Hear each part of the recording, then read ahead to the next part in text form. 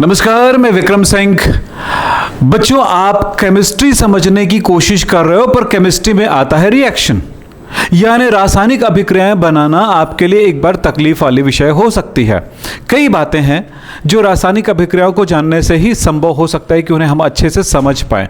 तो हमें क्या करना चाहिए? रासायनिक अभिक्रियाओं को समझने के लिए हमें किन बातों का ध्यान रखें कि रासायनिक अभिक्रिया हम इजीली कर सकते हैं, केमिकल रिएक्शन सीखें बहुत ही सरल तरीकों से।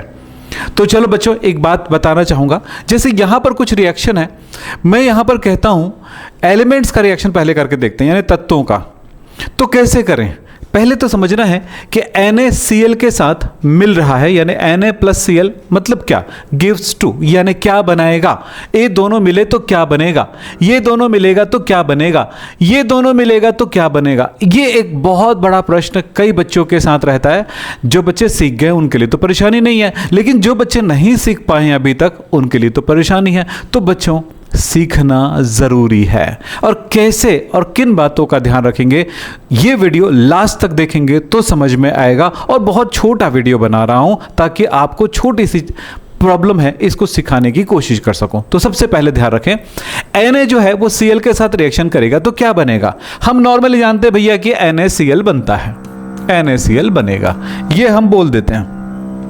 पर सवाल है कि इन्होंने NaCl2 क्यों नहीं बनाया, Na2Cl क्यों नहीं बना, Na2Cl3 क्यों नहीं बना? ये नहीं बना, ये नहीं बना, ये नहीं बना, बस ये बना। ऐसा क्यों?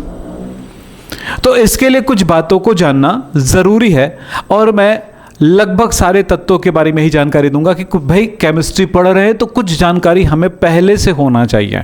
जैसे अगर आपको कहा जाए कि बेटा वहाँ से लाल रंग का वो बॉटल उठा के ले आओ, तो आपको पहले से पता होना चाहिए कि बॉटल क्या है और लाल रंग क्या है, उठाना क्या है और ले आना क्या है। ये आपको पता है तो आप क्या करोगे कि लाल रंग की बॉटल के लिए जाओगे, लाल रंग का बॉटल उठाओगे और लेकर आओगे। बस वही पढ़ाई होती है।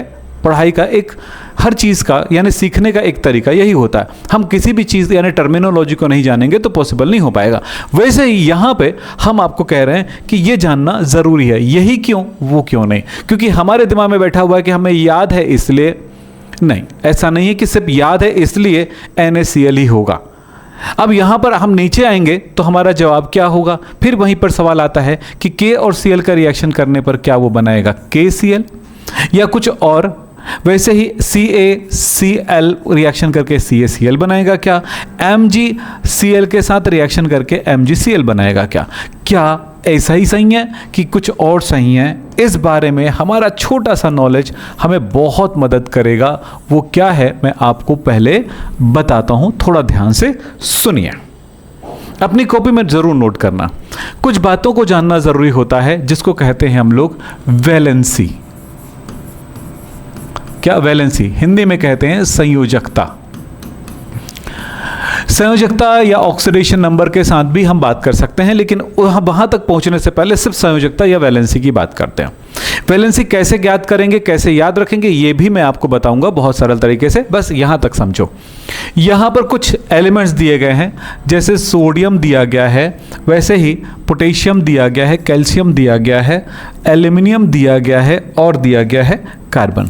इनकी वैलेंसी क्या होती है? इसकी वैलेंसी होता है 1, इसका भी 1, इसका होता है 2, इसका होता है 3 और इसका होता है 4। ये याद रखना पड़ेगा।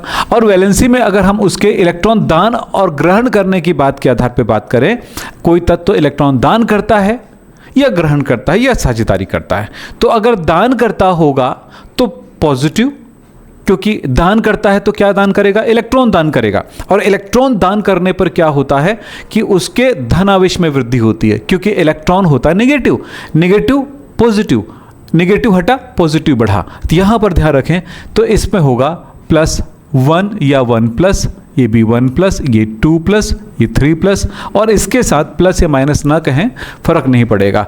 वैसे कार्बन इलेक्ट्रोनेगेटिव है, बहुत ज़्यादा इलेक्ट्रोनेगेटिव नहीं है, पर एक तरह से इलेक्ट्रोपॉजिटिव की तुलना में नेगेटिव है। अब बात करते हैं, ऐसा हम लिख सकते हैं। अब दूसरी बात है, एक और एलिमेंट हमारे पास है क्लोरीन। क्लोरीन में होता है एक वैलेंसी और वो होता है नेगेटिव।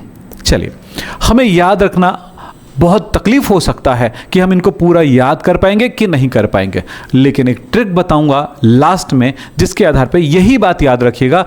कौन क्या बनाता है बस सीखना बस है, उसके बाद आप दो तत्वों को मिला करके रिएक्शन करना आपके लिए आसान हो जाएगा। दो एलिमेंट्स आपस में मिलेंगे तो क्या बनेगा। तो चलिए, सोडियम और क्लोरीन आपस में मिलेंगे तो क्या बनेगा। तो इनके लिए एक छोटी सी बात, इतना तो याद रखना ही पड़ेगा।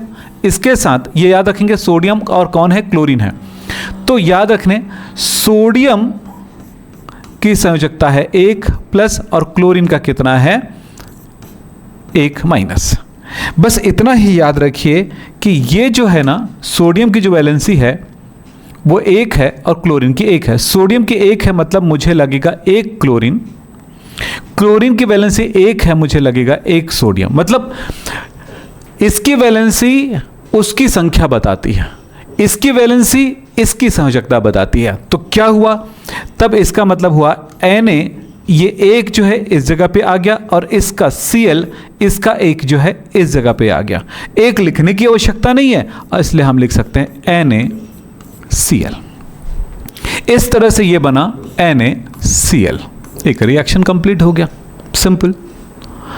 अब आगे बात करते हैं तो और आसान लगेगा, समझ में आने लग जाएगा पूरी बातें। हर किसी के बारे में एक एक करके हम समझना शुरू करते हैं। अब देखें, पोटेशियम और क्लोरीन के बारे में बात करें।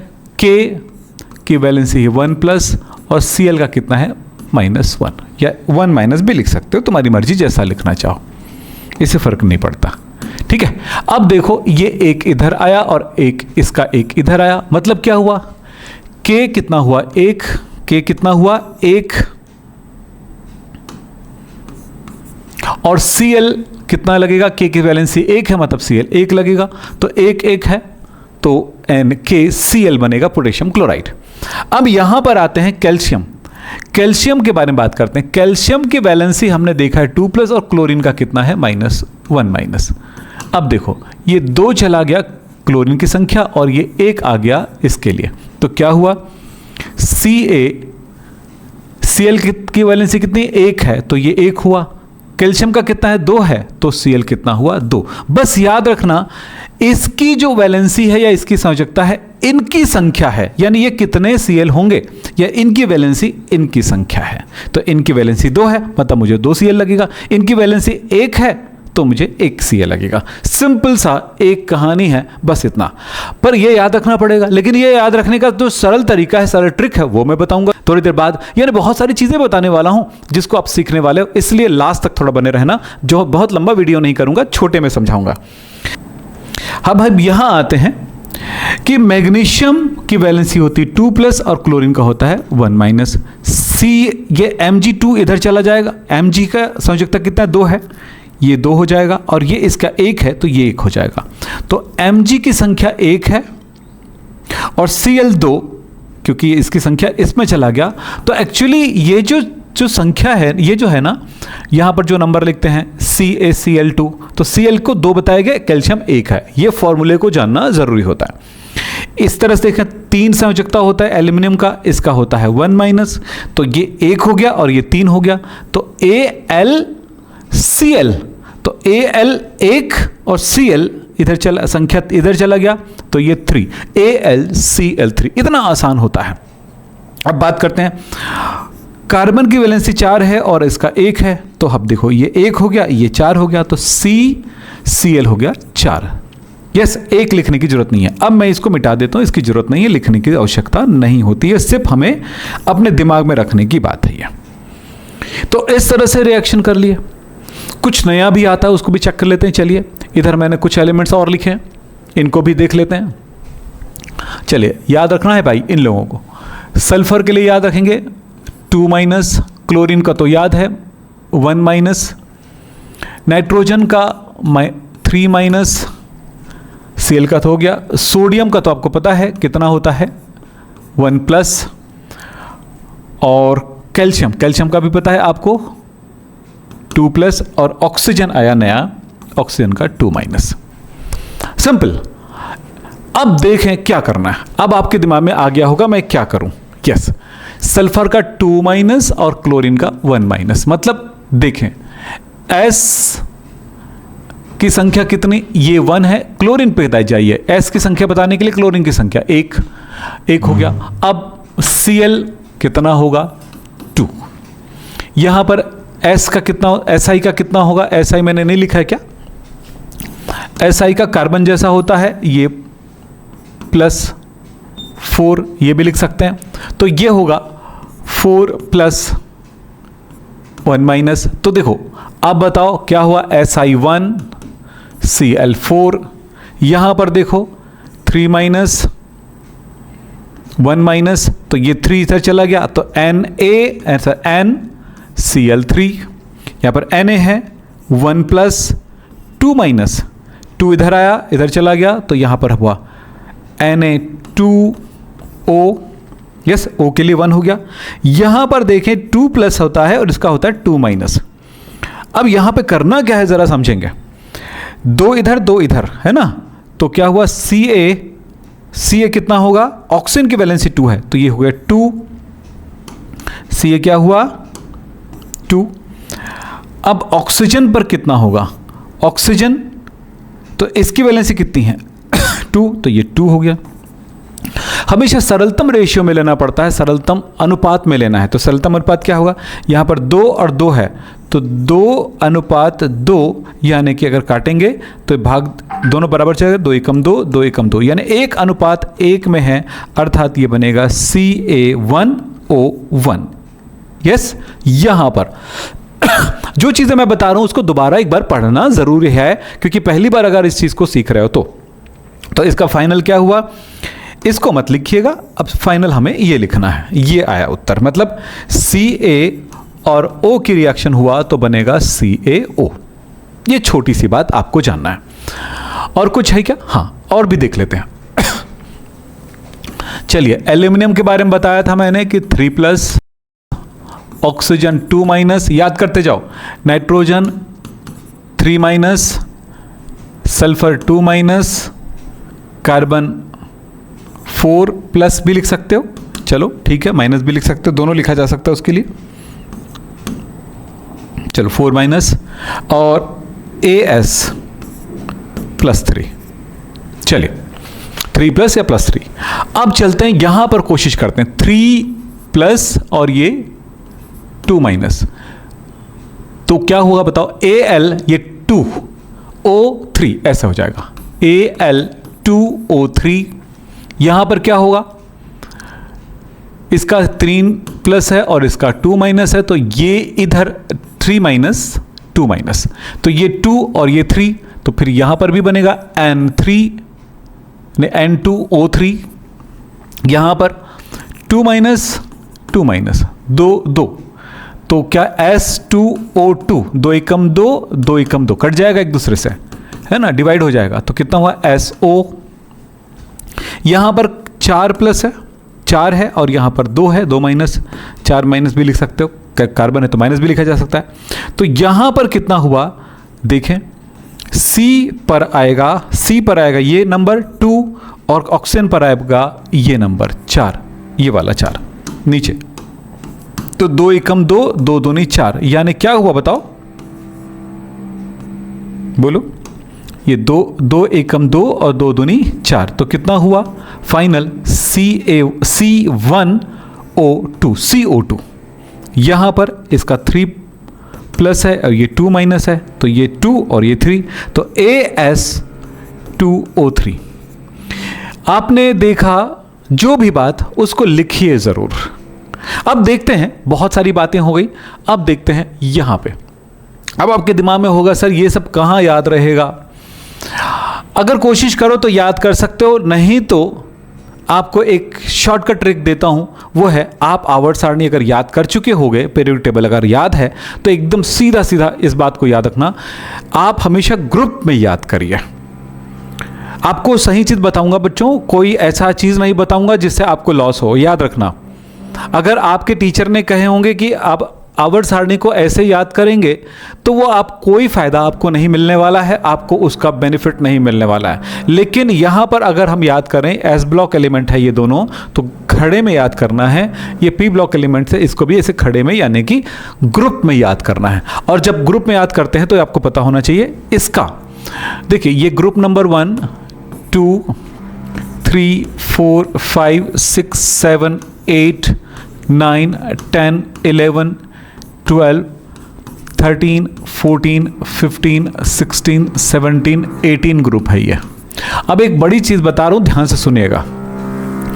ग्रुप नंबर 1 में जितने भी एलिमेंट्स है वो +1 ऑक्सीडेशन नंबर दर्शाएगा, यानी संयोजकता दर्शाएगा। +1 या 1+ भी लिख सकते हो। मैंने कहा ना दोनों लिखा जा सकता है, आप कंफ्यूज मत हुआ करिए इस चीज़ में। 1+। सेकंड के लिए आप याद रखोगे वैलेंसी 2+।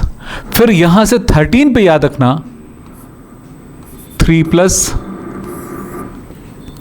4 +- दोनों। ये वाला होगा -3, -2, -1 और ये 0। ये वैलेंसी, मतलब ये है कि मैं आर्सेनिक की वैलेंसी कितनी है ये बोलूं तो देखो -3 या 3- होगा। अगर मैं कहूं कि गैलियम की कितनी वैलेंसी है तो 3+ या +3 होगा। सीधा सीधा जवाब मिल जाएगा और इस ग्रुप का 0 होता है। अब आपके दिमाग में चल रहा होगा कि सर मैं इसको कैसे करूं। जब डी ब्लॉक एलिमेंट्स पढ़ाएंगे ना उस टाइम आपके लिए ज़्यादा आसान होगा ये चीज़ समझ पाना, क्योंकि यहाँ पर बहुत ही वेरिएशंस आते हैं, बहुत सारा परिवर्तन आते हैं। इसलिए तो ये डी ब्लॉक एलिमेंट्स को याद करने हो, ये एस ब्लॉक एलिमेंट है, ये यहाँ से यहाँ तक ये एस ब्लॉक एलिमेंट है, यहां से यहां तक ये पी ब्लॉक एलिमेंट है। इनको आप इसी आधार पर कर सकते हो उसकी वैलेंसी। लेकिन अच्छा, इसको याद करने का क्रम कैसा होता है, हमेशा ये खड़ी में याद करना है इनको, ग्रुप ग्रुप ग्रुप। लेकिन इसको याद करने का तरीका होगा आड़ी में डी ब्लॉक एलिमेंट्स। ये सब डी ब्लॉक एलिमेंट्स हैं। क्या है, डी ब्लॉक एलिमेंट्स हैं। इनको ऐसे याद करना होगा आड़ी में, पीरियड्स में, और उसके आधार पर इनके गुणों में क्या समानताएं हैं, क्या असमानताएं हैं, क्या इसके गुण हैं, ये पूरी जानकारी आपको मिल जाती है। तो फिलहाल आप याद रखिए, आवर्त सारणी को याद करेंगे तो ये वैलेंसी याद हो जाएगा। जैसे +1 किसका होता है, हाइड्रोजन का होता है, लिथियम का, सोडियम का, पोटेशियम का, रुबिडियम का, सीजियम का, फ्रांशियम का। तो अगर मेरे से कहा दिया गया कि RB और O रिएक्शन करके क्या बनाएगा, तो RB ये है तो मुझे पता चल गया इसका ऑक्सीडेशन नंबर +1 है, और ऑक्सीजन का मेरे को पता है, यहां पर देख लो जो ऑक्सीजन का -2 है, ये लिए -2 है, तो सीधा मतलब ये 2 हो गया और ये इधर 1 हो गया। तो क्या हो गया, RB2O बनाएगा। एकदम सीधा सीधा जवाब मिल गया। तो आवर्त सारणी आपके लिए बहुत ज़रूरी है, याद रखना। अब इस साल पढ़ाई स्टार्ट कर रहे हो तो बढ़िया से स्टार्ट करो, अच्छे से समझो, ताकि आप किसी चीज़ को सीख सको, और सीखोगे तो बहुत कुछ फायदा होगा।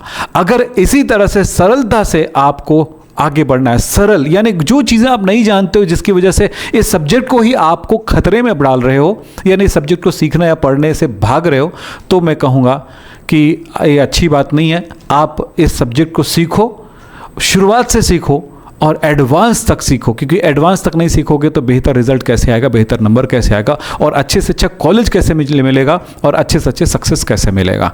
तो ये ज़रूरी है। तो मेरे साथ आप जुड़े रहेंगे, और मेरे नंबर पर जो नीचे आपको बार बार दिखाई दे रहा होगा उसी नंबर पर मुझे कॉल कर सकते हैं। मेरे कोर्स भी अवेलेबल है जिसके साथ आप आ सकते हैं, तो इनके लिए हमें कॉल कर सकते हैं। तो जो भी बातें होंगी हम इसी तरह कहेंगे। इस साल हमारा बैच है क्रांति बैच, और इस क्रांति बैच के साथ जुड़िए और बेहतर रिजल्ट लाइए।